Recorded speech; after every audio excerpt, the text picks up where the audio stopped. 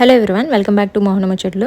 వరలక్ష్మి వ్రతం స్టార్ట్ అయిపోయింది. Second week మేము చేసుకుంటాం అనమాట. అంటే ఎవ్రీ వీక్ చేసుకుంటాం, బట్ సెకండ్ వీక్ అనేది చాలా స్పెషల్.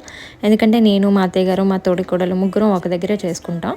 సో అందుకోసమని మా అత్తయ్య గారికి ముందే చెప్పాను అనమాట, వెండి సామాన్లు బయట తీసి ఉంచండి అత్తయ్య గారు, నేను వచ్చాక క్లీన్ చేస్తాను అని. బయటకు తీసి ఉంచారు. రేపు పూజకి కావాల్సినవన్నీ నేను క్లీన్ చేశాను అనమాట.